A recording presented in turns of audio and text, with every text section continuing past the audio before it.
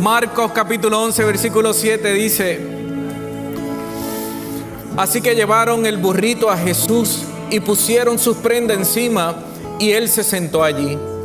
Muchos de la multitud tendían sus prendas sobre el camino delante de él, y otros extendían ramas frondosas que habían cortado en los campos. Jesús estaba en el centro de la procesión, y la gente que lo rodeaba gritaba: alaben a Dios, bendiciones al que viene en el nombre del Señor, bendiciones al Rey, al reino que viene, el reino de nuestros antepasados David. Alaben a Dios en el cielo más alto. Así Jesús llegó a Jerusalén y entró en el templo. Y es bien importante esto: después de mirar todo determinadamente a su alrededor, salió porque ya era tarde. Después regresó a Betania con los 12 discípulos. Dios habla a nuestras vidas, transforma nuestras vidas, haz una entrada triunfal a nuestro corazón, a todo nuestro corazón, a cada lugar, a cada rincón. Dios vuelca las mesas de nuestro corazón. Dios limpia, por favor.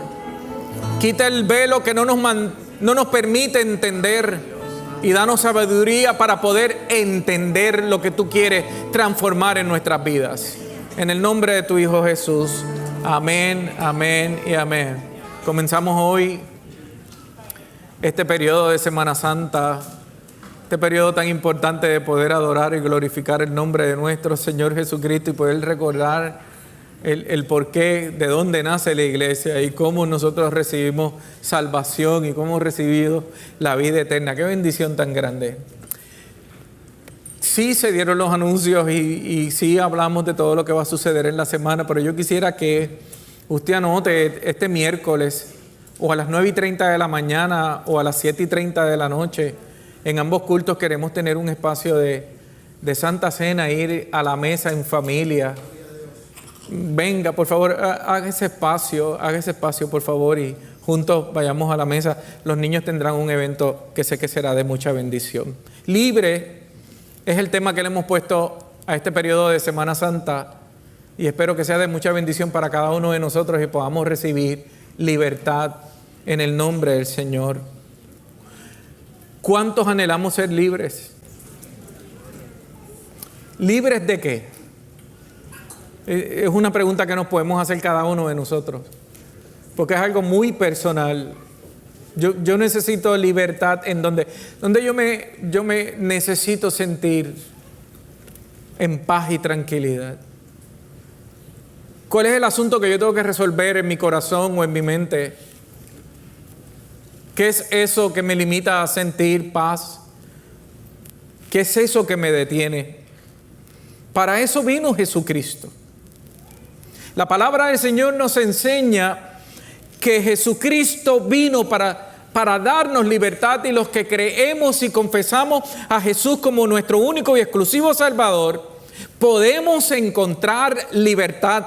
Segunda de Corintios capítulo 3 versículo 16 nos dice: en cambio, cuando alguien se vuelve al Señor Jesucristo, el velo es quitado, el velo que no nos permite ver y entender la libertad que Dios quiere para nosotros es quitado. Y dice: ¿y dónde está el Espíritu del Señor?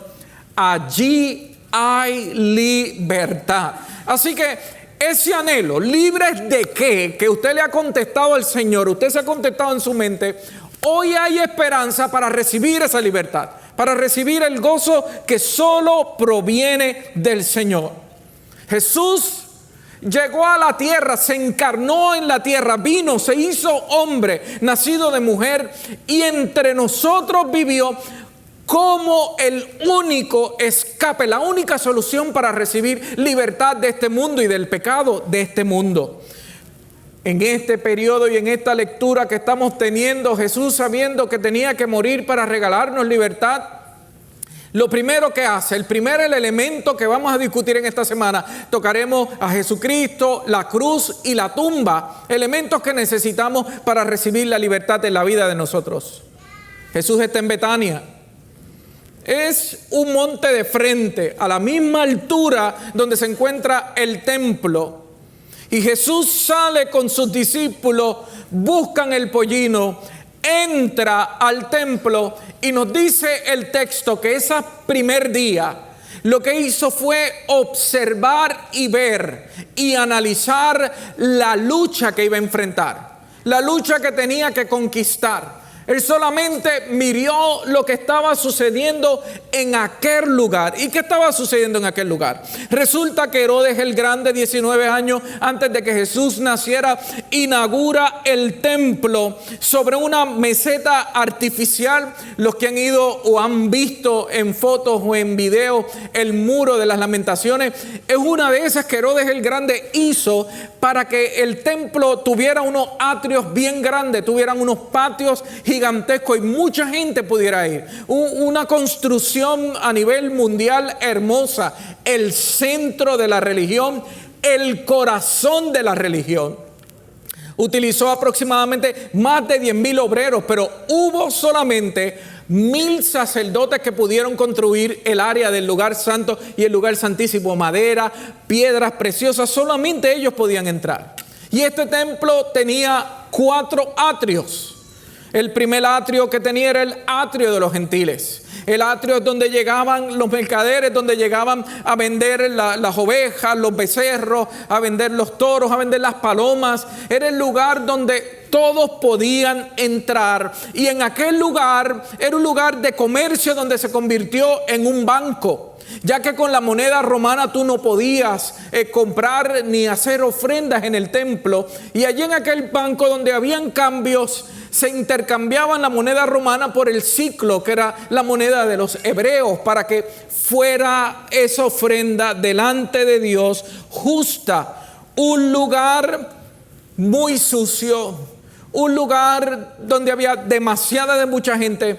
Fabio Josefo dice que en el año 70, en el periodo de la Pascua, se hicieron más de 250,000 sacrificios de ovejas en aquel lugar. Imagínense aquel lugar lleno de ovejas. Dice que se tuvieron que construir establos para poder tener la cantidad de animales para los sacrificios. Imagínense el olor, imagínense la cantidad de gente, imagínense el bullicio. Imagínense la cantidad de sangre, el mal olor, la competencia, quién vende más barato, quién no vende más caro, dónde lo compro, a dónde voy, cómo lo entrego. Pero imagínese usted con un corazón sincero, deseoso de adorar al Señor y encontrarse en el templo un gran bullicio, un gran desorden, sin poder adorar al Señor. ¿Cuánta gente limpia de corazón, cuánta gente buena que venía desde Belén, que venía desde Jericó, que venía desde Galilea, con el deseo de adorar al Señor una vez al año, presentarle adoración al Señor y encontrarse con un desorden total? Eso lo estuvo mirando Jesús todo aquel día. Pero Jesús también entró al segundo atrio de los judíos, donde estaba dividido por mujer y hombre. Y bien grande en la entrada le decía a los gentiles: si pasas de este punto, la muerte te alcanzará. Porque es un lugar solamente digno para los judíos.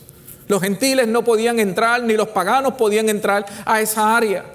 Y allí era donde las mujeres podían ofrendar, podían dar sacrificios gracias a ese hijo, a ese primer hijo que Dios le había regalado. Y allí podían hacer y comprar a los levitas también sales para poder hacer los rituales que llevaban a cabo los judíos. Pero iban a un lugar más profundo. Y era el atrio de los judíos donde solamente los hombres podían entrar. Las mujeres no eran dignas de entrar a aquel lugar. Allí era donde los hombres entraban, adoraban solo, podían estar ellos, recibir enseñanza, recibir la palabra de Dios, la Torá. Allí los sacerdotes podían adoctrinar y enseñar. Pero hay un cuarto atrio, y es el atrio de los sacerdotes. Solo los sacerdotes podían entrar. Solo podían llegar allí para entonces estar en la mesa del holocausto y presentar los sacrificios en expiación de pecados una vez al año para el pueblo. Allí donde se encontró Zacarías y recibió el llamado de Dios para su hijo Juan el Bautista, ese lugar tan sagrado. Allí entró Jesús porque Él podía entrar hasta aquel lugar y observar lo que sucedía. Fue una entrada triunfal para observar la condición del centro de la religión mundial, del centro del corazón de aquellas personas. Y Jesús vio toda la lucha que iba a tener en los próximos 7 días, donde iba a tener que entregarse a esos sacerdotes. Jesús se prepara, duerme, descansa, se empodera del Espíritu Santo y al otro día va a ejercer su función como el Hijo de Dios y vuelve y entra al templo. Dice la palabra en Marcos 11, versículo 15. Cuando llegaron de nuevo a Jerusalén, Jesús entró en el templo y comenzó a echar a los que compraban y vendían animales para los sacrificios. Jesús entró al templo, al primer atrio, y cuando entró al primer atrio, lo primero que hizo fue revolcar las mesas. Fue a donde estaban los vendedores, usureros, mentirosos, y los echó del templo.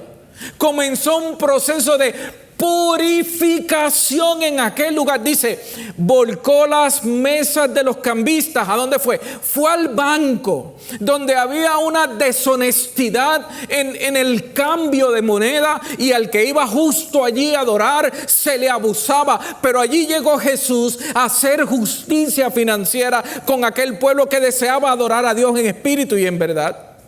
Y las sillas de los que vendían palomas. Y les prohibió a todos que usaran el templo como un mercado.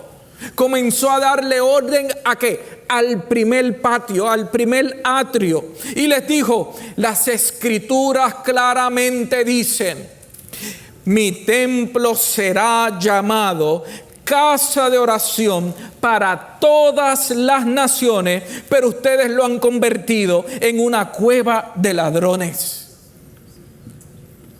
Jesús no solamente actúa con fuerza y determinación, sino que proclama corrección.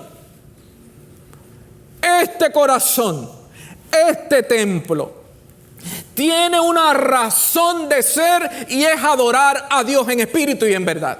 Es permitir que la gente pueda llegar a adorar al Señor. Es un lugar santo, escogido para que la humanidad entera se entere que hay un Dios que creó los cielos y la tierra. Dice que cuando los principales sacerdotes y los maestros de la ley religiosa oyeron lo que Jesús había hecho, comenzaron a planificar cómo matarlo. Pero tenían miedo de Jesús porque la gente se asombraba de sus enseñanzas. Jesús no se quedó en el primer atrio, sino que luego de hacer esa corrección va al segundo atrio, donde está dividido por mujeres y hombres, pero son judíos, son los que conocen la ley. Y cuando llega allí, le hace una parábola, y es la parábola del que hace la viña para que dé frutos, para que dé uvas, y la construye y le pone una torre para velarla, y luego que la construye, que comienza a dar fruto, se la renta a alguien.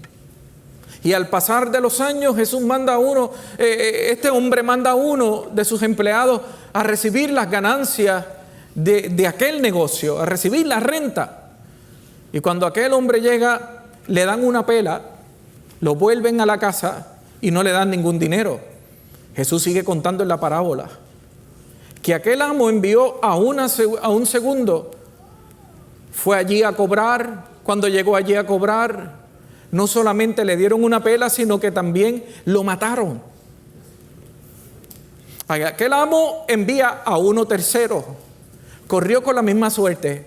Llegó allí a cobrar, vengo de parte del dueño de la viña, vengo a cobrar lo que le toca. Y aquel hombre también fue matado. Y el dueño de la viña dice, si envío a mi hijo, sabrán que ahora va con autoridad.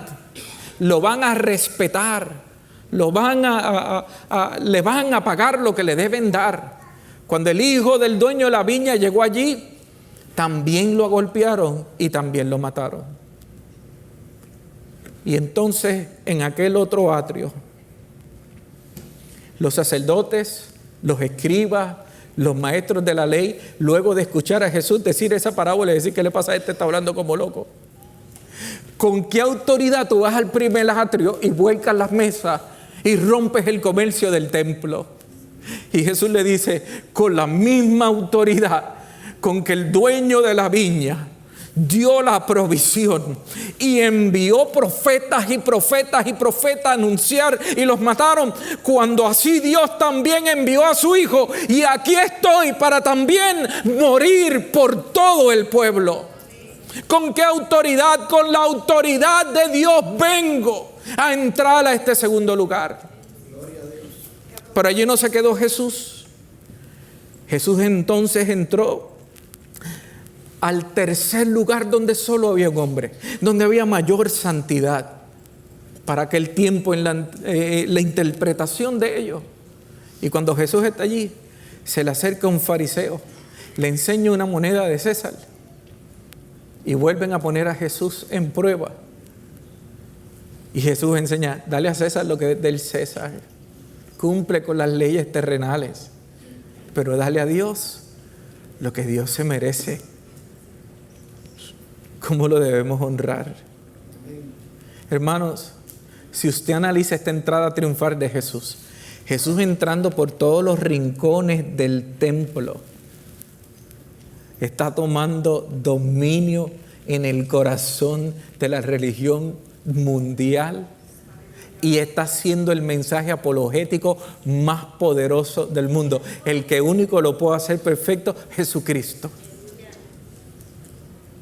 Pero ahí no se quedó. Jesús llegó hasta donde solamente podían entrar los sacerdotes.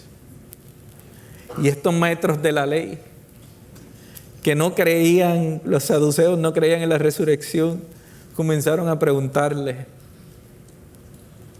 Jesús, me encanta su contestación, pero la contestación que más me encanta de Jesús son 7 días después, cuando van a la tumba y se encuentran que sí había resucitado, que sí Él podía resucitar de entre los muertos.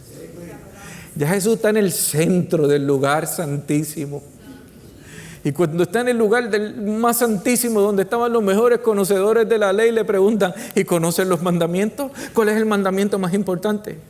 Amarás a tu Dios. Y amarás a tus hermanos como a ti mismo. Jesús llegó hasta el centro del corazón para tomar control. El último maestro de la ley, narra Marcos, cuando le hace esa pregunta de los mandamientos, dice el texto que aquel mensaje apologético llegó tan profundo a su corazón que allí creyó que ese era el Hijo de Dios. Pero no todos creyeron. Y de allí Jesús tuvo que salir para prepararse en el Monte de los Olivos a esperar el momento donde fuera arrestado y muerto.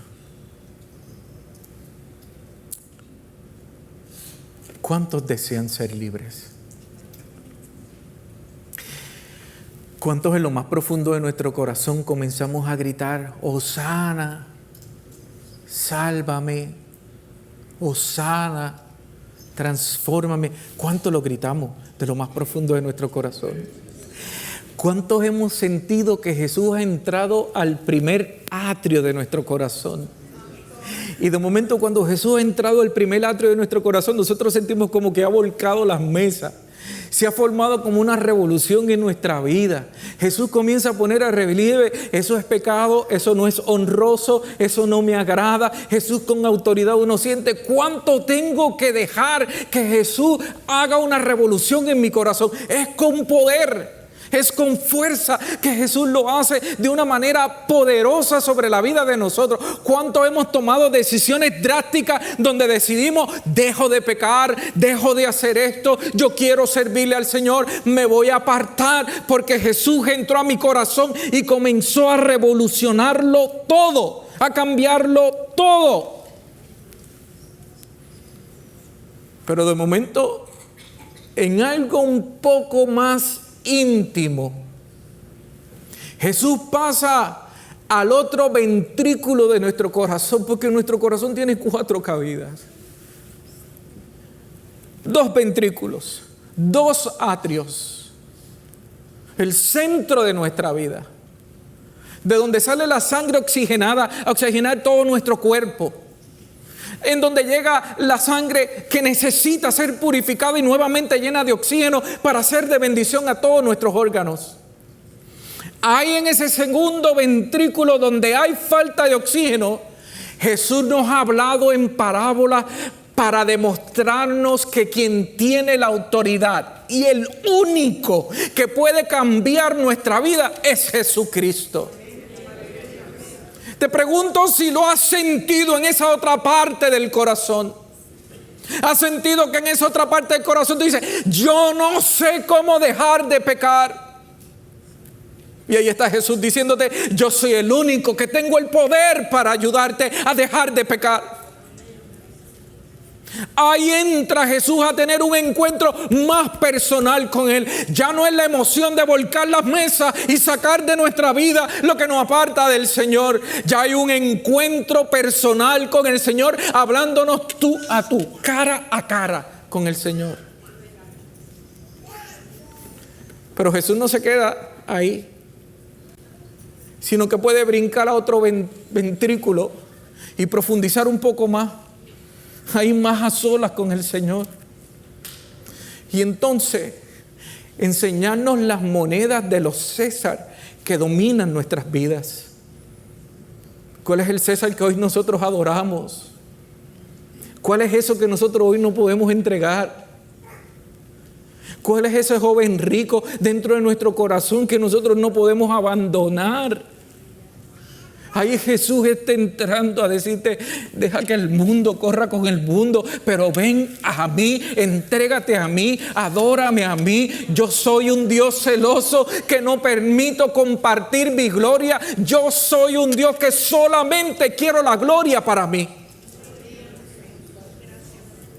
¿En qué parte del corazón se encuentra hoy Jesús en nuestras vidas? ¿En qué proceso de desarrollo estamos hoy con el Señor? Y llega a ese último ventrículo, o ese último atrio, porque no conozco muy bien el átomo de si para acá, para allá, pero Jesús está ahí en lo más profundo. Y ahí en ese lugar Jesús preguntando: ¿cuál es el mandamiento más importante? ¿Cuál es? Ámame solamente a mí. Ten intimidad solo conmigo. Ten intimidad solo conmigo. Y de la misma manera que yo te amo a ti, me entrego completamente por ti, así también ama al semejante que está a tu lado. Eso sí que duele. Imagínate, después que te tiene dormido y te tiene ahí cuadradito, y viene y te dice: ama a tu enemigo también, fíjate, se me ocurre.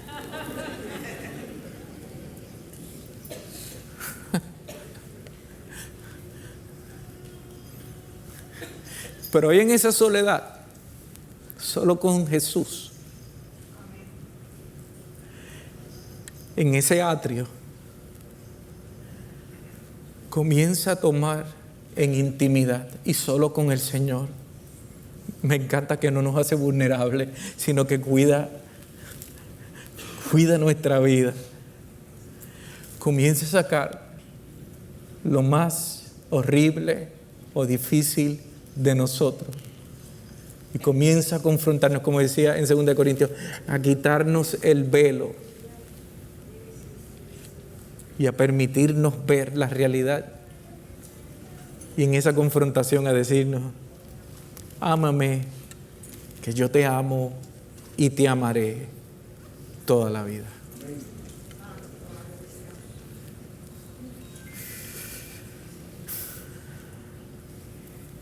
¿Cuánto necesitamos decirle a Jesús? Hosana, sálvame, que hace una revolución. Hosana, Señor, por favor, penetra lo más profundo de mi corazón. Como lo hiciste en el centro del templo, donde de allí fluía toda la comunicación. En mi corazón, Dios, donde fluye toda la oxigenación que pasa por mi cerebro, yo pueda, Dios, de mi corazón recibir palabra tuya, palabra tuya, palabra tuya, palabra tuya, que me sane, que me transforme, que me cambie. Oh, sana, sálvame ahora, sáname de la angustia, sáname de la amargura, sáname del pasado. Oh, sana al que viene en el nombre del Señor. Solo tú reconozco que tienes autoridad para cambiar. Dios, no remodeles el pecado en mi corazón, sino que rompe mi corazón y hazlo de nuevo un lugar digno de tu presencia. Oh, sana, oh, sana. Juan capítulo 8, versículo 32. Y conoceré la verdad, y la verdad me hará libre. ¿Cuántos hoy han conocido la verdad? No solo de mi fragilidad, no solo de mi vulnerabilidad, no solo del lugar donde yo necesito que haya una transformación de Dios completa, sino la verdad de que Dios desea hacer de mí un nuevo corazón. ¿Cuántos así lo anhelan? ¿Cuántos así lo desean? Dios vino a eso para poder tener una gran relación con Jesús. Dios vino a eso, lo predicó y lo llevó a la cruz. Isaías 43, versículo 18 dice: destruiré este templo. Destruiré este templo. Lo voy a cambiar, lo voy a hacer en 3 días. Lo hago nuevo. En 3 días lo hago nuevo. ¿Cuántos desean ese hosana? ¿Cuántos desean esa transformación? ¿Y por qué no permitimos que Jesús pase de un atrio a otro? ¿Por qué le ponemos los letreros como le venían los judíos a los gentiles? Si pasas de aquí, te vas a morir. Si pasas de aquí, no vas a sobrevivir. ¿Por qué muchas veces nuestra relación con Dios es tan superficial? Nos encanta el drama de las mesas, pero cuán difícil se nos hace aceptar la corrección de Dios, tú a tú, uno a uno, para bendición de nuestras vidas, para bendición de nuestras vidas. Dios quiere darnos un nuevo corazón. Dios quiere darnos una nueva vida. Y Dios quiere que nos podamos poner de pie delante de ese llamado que le decimos: hosana, hosana, entra a mi corazón, haz una nueva vida, haz un nuevo lugar donde sea digno de tu presencia. El último texto que quisiera tocar con ustedes, Gálatas capítulo 5, versículo 1. Por lo tanto, Cristo en verdad nos ha libertado. Ahora vamos a asegurarnos de permanecer libres y no se esclavicen nuevamente en la ley, ni en el pecado, ni en la vida pasada. Y yo quisiera hacer varias preguntas en la mañana de hoy. Esa primera que hacíamos: libérame ¿de qué? ¿De qué necesito que Dios me liberte? ¿Cuál es esa carga que hay en tu corazón que a lo mejor todavía no ha sentido que Dios ha limpiado, ha sacado, o yo no le he permitido a Jesús que entre hasta ese lugar, hasta ese atrio, ese lugar de intimidad que yo necesito que Dios transforme en mi vida. ¿Cuál es ese lugar? ¿Qué es esa cosa? ¿Qué tal si hoy te atreves en oración? Decirle al Señor, aquí estoy, libérame, Señor. ¿Qué tal si inclinamos nuestro rostro en este momento? En este momento personal.